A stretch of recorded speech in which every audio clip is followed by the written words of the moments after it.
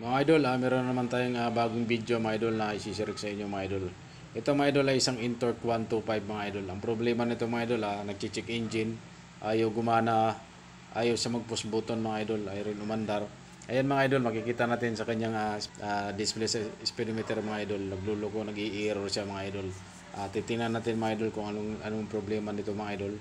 Pati mga idol, ayaw siya mag-push button, ayaw siya talaga siya umandar. Kaya mga idol, tinanggalan ko na sa mga cover mga idol kasi susuyurin natin yung kanyang mga wire. Ito kasi mga idol, pag isusin natin siya mga idol, gumagana na yung pump niya mga idol. Pero ito mga idol, ayos yung gumana talaga mga idol. Kaya ngayon titingnan natin mga idol kung alin ang nagkaroon ng problema mga idol. Ito mga idol ay okay naman yung kanyang ECU mga idol. Na-check na rin natin yung kanyang ECU mga idol, okay naman. Wala naging problema mga idol. Pati kanyang relay mga idol, na-check na rin natin mga idol. Pati yung kanyang fuse, na-check na rin natin. Okay naman yung fuse niya mga idol. May supply naman siya pero ayaw pa rin siyang umandar. Yan yung mga idol, yan yung regulator niya. Okay naman lahat mga idol. Wala naging problema. Titingnan natin mga idol dito sa baba mga idol kung alin ba may problema mga idol. Ayan mga idol, meron pa rin siyang display na nag-i-error pa rin siya mga idol. Ayun, makikita natin mga idol yan. Andyan pa rin yung kanyang check engine. Ngayon mga idol, titingnan natin ito mga idol, kanyang wire harness mga idol. Kakalasin natin ito yung kanyang potboard mga idol para makikita natin. Ayan mga idol, nakikita na natin yung putol. Siguro mga idol, kaya na yun yung dahilan na hindi siya umaandar mga idol. Na kinakain siguro siya ng daga. Ngayon tatanggalin muna natin yung kanyang potboard para makikita natin mga idol kung yun lang ba ang laging problema sa kanyang wire mga idol. Ayan mga idol, makikita na natin mga idol. Ito. Dami putol. Yan, putol. Meron pa yan dito. Ito, isa. Sensor. Pakita mo. Yan, sensor. Nakita ito. Ito. Dito.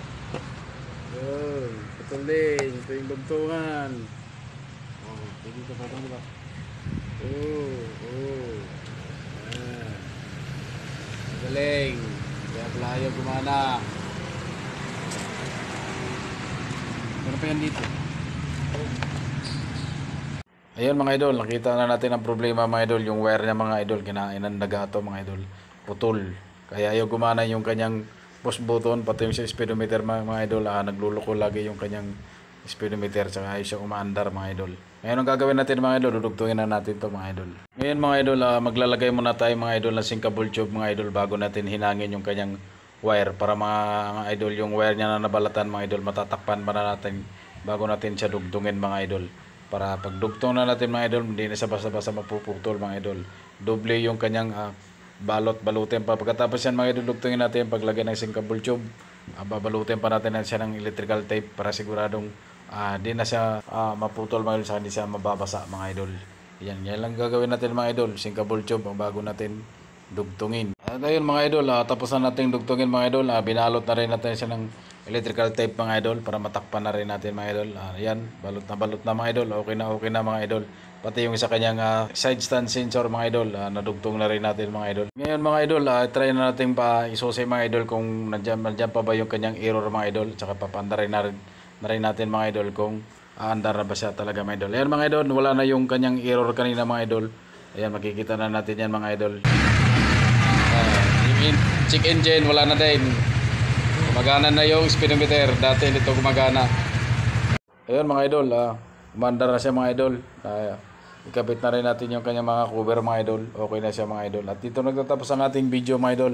Kaya abangan nyo po mga idol ang susunod nating video mga idol. Maraming salamat mga idol.